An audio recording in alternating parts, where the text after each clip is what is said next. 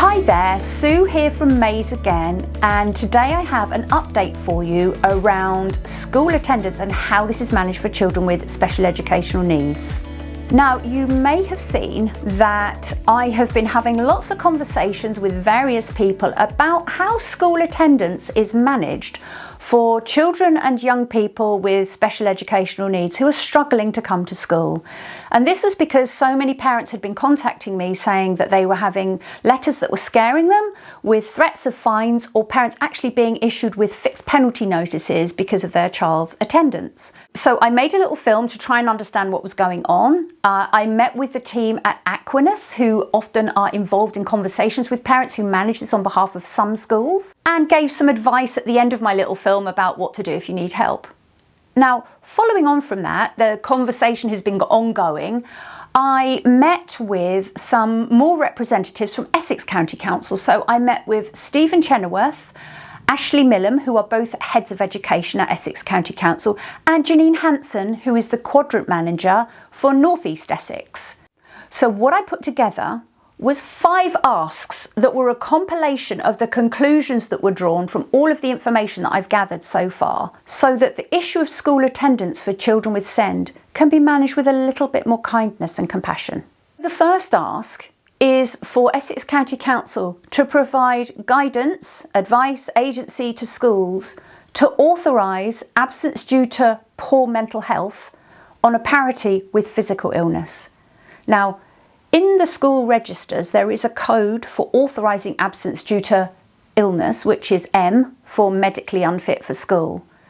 I think in this day and age, we can all recognise that mental health should be treated on a same level as physical health.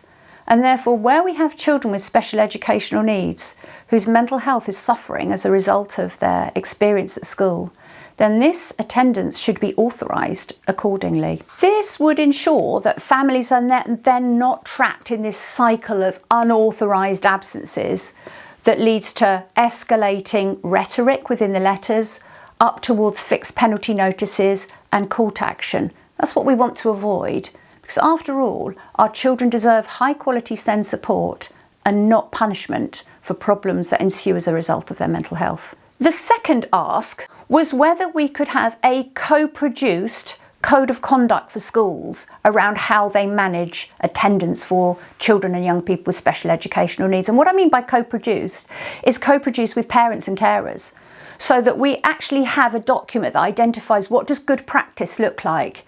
Now, I know that we have this document called Let's Talk, We Miss You, which has been a helpful starting point for conversations, but I think that needs to be followed up with a clearly defined set of expectations around how schools will open these conversations with families and how they will offer support for children who are struggling with school attendance. The third ask was around adjustment to the wording of the warning letters that come out from schools. Now, I know that these letters are based on Essex County Council template letters, and they are worded very carefully to enable escalation through this process of fixed penalty notices and court action where necessary.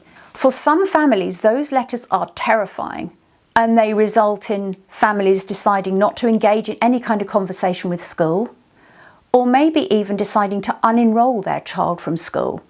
Now, I'm not opposed to elective home education whereby you choose to remove your child from school, but I don't think it should be done because of fear of the consequences of your child not attending. Actually, that conversation should be much more around the SEND support for your child. So therefore, I think that there could be consideration given to rewording of those template letters that come out to families from schools. Ask number 4 of Essex County Council was to develop a system for monitoring schools' adherence to this co-produced code of practice around how school attendance is managed. I realise that most schools these days are academies. That means that they are private businesses and they are not under the control of the local authority. So the local authority can't direct them to follow any kind of code of practice that is co-produced in this way. I don't accept that nothing can be done. I do think it's possible for Essex County Council to set out a clear set of expectations and track how closely this code of practice is being adhered to. The fifth and final ask that I put to the team at Essex County Council was to ensure that this issue of school attendance for pupils with SEND and how it's managed is included at the highest level as an agenda item on a regular basis. I'm talking about the SEND Partnership Board, the Children's Partnership Board. Can that be included as a regular agenda item? And so information is gathered and fed back on a regular basis so that we can see what's happening with this issue. Otherwise, nobody's got an oversight of it, of what's happening. What I've learned from my conversations with people is that no one individual has overall responsibility for these 5 asks that I'm presenting.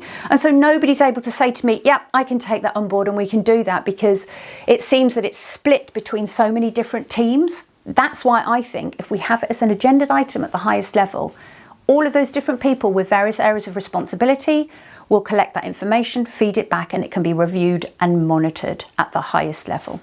So there we go. There were the 5 asks that I compiled on the basis of the information that I gathered from families, which I put to Essex County Council. And we'll see what happens. If any of these asks are implemented, will be very interesting to see. But nonetheless, if this is an issue that you are affected by, please do come and seek support and advice. That's what we have our coffee mornings for. And there's a whole range of professionals there, as well as experienced parent mentors that can help and guide you so that you can get good outcomes for your children.